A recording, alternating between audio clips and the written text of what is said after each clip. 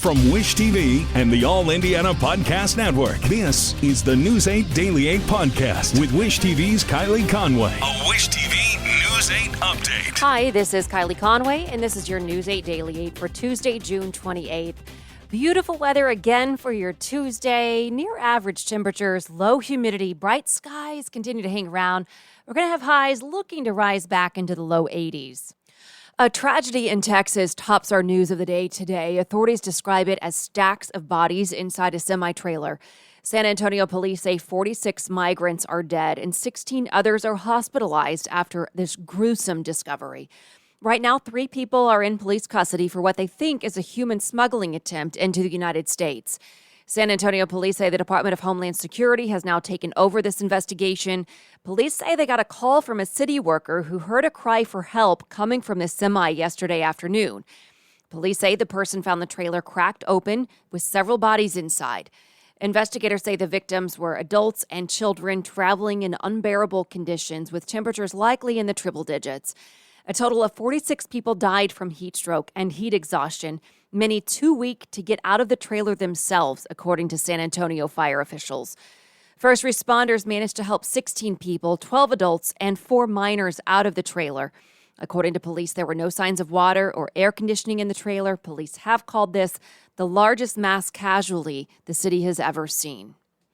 And today in Missouri, crews with the National Transportation Safety Board will begin their investigation into a deadly Amtrak crash. Authorities say 3 people died and at least 50 others are injured after the train hit a dump truck. Authorities say it happened yesterday afternoon as a Chicago-bound train crossed an intersection without warning lights or gates. At least 7 train cars derailed. The impact was so strong that a set of wheels even detached from the truck. Police say the crash killed that truck driver and 2 people on the train. Police say at least 200 people are on board. This crash comes a day after a different Amtrak train hit a car in North California. Police there say 3 people died and 2 others were hurt. All of them were in the car. IMPD is trying to figure out where a shooting happened. It left a man critically wounded. Officers found the victim and another person in a car at 30th and German Church Road last night. Police think the shooting happened somewhere else and the person who drove the victim away and called police. IMPD has not said if detectives know who fired the shots or why. An IMPD officer is badly hurt after a motorcycle crash on the northeast side. The wreck happened early yesterday evening at 46th Street in Shadeland. IMPD says the officer hit 2 cars. Police say the officer was on duty but was not headed to an emergency or other scene at the time. IMPD says medics took that officer to the hospital in critical condition, where he was later upgraded to serious but stable. Investigators say the other 2 drivers are not hurt. Today, the Indiana Supreme Court takes up the case of a teacher fired from Cathedral High School over his same-sex marriage. The teacher is at the center of a fight with the Archdiocese of Indianapolis. This morning, the court will hear oral arguments in the case of Joshua Payne Elliott. He was fired in 2019 as a teacher at Cathedral after working there for 13 years. The Catholic Archbishop ordered his dismissal because Payne Elliott is married to another man. Payne Elliott is suing the Archdiocese. However, the Archdiocese claims his firing is protected religious freedom. The question before the justices is the Archdiocese exempt from being sued based on religious protections under the First Amendment? This case had been dismissed by a Marian Superior Court in Indianapolis last year, but the Indiana Court of Appeals ruled that was an error. The appellate court also noted at the time that both parties in the case still needed to do a fact-sensitive and claim-specific analysis of whether the First Amendment bars Payne Elliott's claim against the Archdiocese. For example, whether Payne Elliott's job duties as a teacher at an Archdiocese-affiliated school rendered him a minister, or does the legal doctrine saying that courts may not get into matters of religious doctrine when deciding cases apply here? Arguments will be heard today. The case goes before the Indiana Supreme Court at 9 in the morning.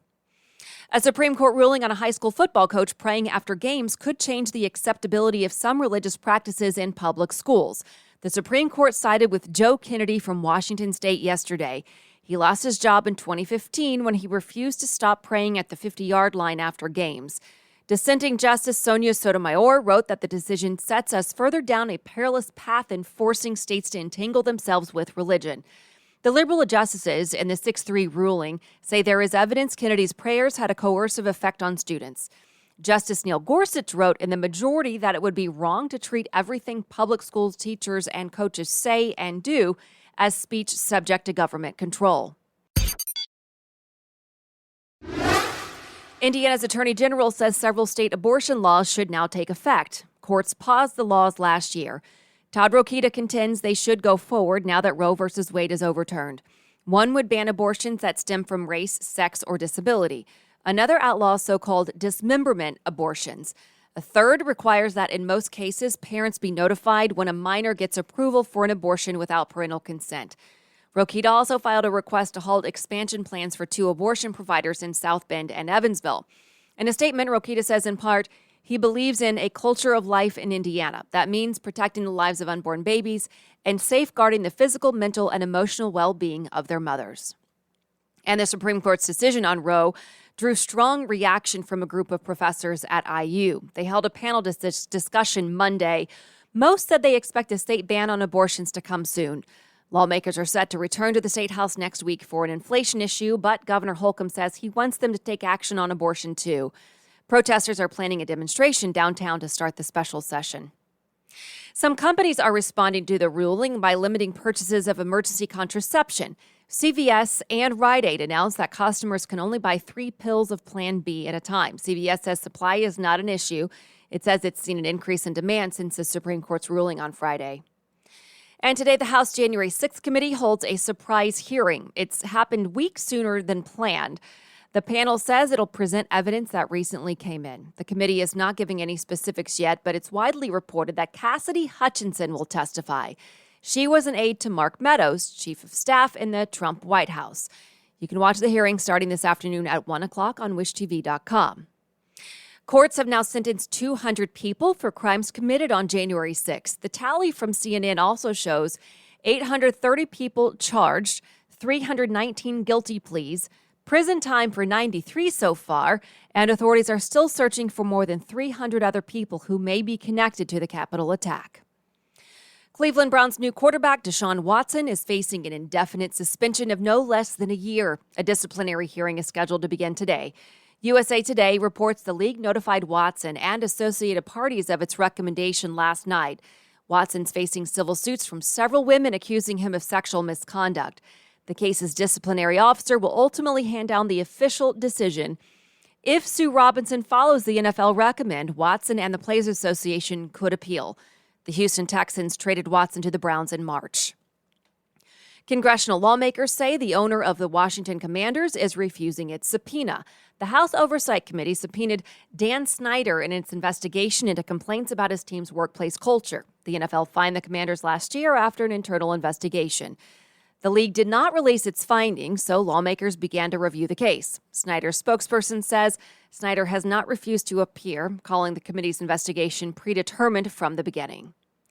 And researchers say using marijuana recreationally comes with an increased risk of hospitalization for any reason. The study is newly published this week in BMJ Open Respiratory Research. Scientists studied health records from more than 30,000 people in Canada between 12 to 65 years old. Data shows marijuana smokers were 22% more likely to go to the emergency room or be admitted to the hospital. Researchers say most people who went to the hospital suffered physical injuries or had respiratory issues. The study's author says the findings show marijuana use is not as safe as some may think. To the war in Ukraine, Ukrainian representatives are requesting a meeting of the UN Security Council today after Russia launched an airstrike on a Ukraine shopping mall. At least 15 people were killed and dozens more injured yesterday when the missiles hit a busy mall in Kremenchuk. Ukrainian President Volodymyr Zelensky says more than 1,000 people were inside at the time. Officials say the mall was roughly the size of 2 football fields. WNBA player Brittany Griner's trial begins Friday in Russia. We first broke the story yesterday on Wish TV. You could have found it on Daybreak. Russian judge ordered Griner to remain in custody for the duration of the trial. Griner faces up to 10 years in prison if convicted. Russian authorities claim she had cannabis oil in her luggage. Griner supporters are asking for the Biden administration to consider a prisoner swap for her release. And today, Ghislaine Maxwell finds out her sentence. She's the longtime companion of Jeffrey Epstein. Prosecutors say the pair groomed vulnerable girls for Epstein's sexual abuses. Epstein killed himself before going to trial. A jury found Maxwell guilty of several charges, Prosecutors want at least 30 years for Maxwell. Her attorneys are asking for no more than 5. A conflict at a sandwich shop in Georgia comes to a deadly end. One person is dead and another wounded after they were shot at a Subway Sunday night. Atlanta police say the shooting happened because there was too much mayonnaise on the shooter's sandwich. Police say the suspect argued with 2 female workers before things quickly escalated. Atlanta police say the man accused of shooting the women was arrested Sunday. They credit a tip from a witness for helping with that arrest.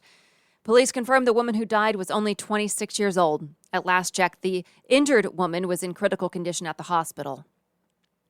And we will watch Indianapolis International and the rest of the country's major airports closely again today to see if it turns into another day of widespread delays and cancellations. The count of cancellations Monday neared 1,000. Right now, we are between 400 and 500 so far, according to FlightAware. Airlines are preparing for the July 4th holiday weekend when air travel typically surges. The TSA says more than 2.4 million people passed through security checkpoints Sunday, the most since February of 2020, just before the pandemic started.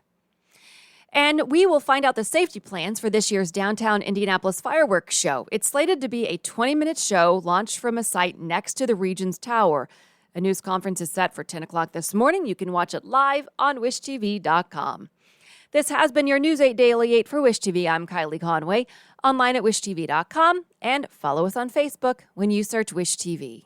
This is the News 8 Daily 8 podcast with Wish TV's Kylie Conway. A Wish TV News 8 update on demand for even more on demand and on the go. Connect with Wish TV on Facebook at wishtv.com and on the free Wish TV mobile app. Thank you for listening, and be sure to like, subscribe, and follow this podcast for updates every weekday morning on the All Indiana Podcast Network and wherever you get your podcast.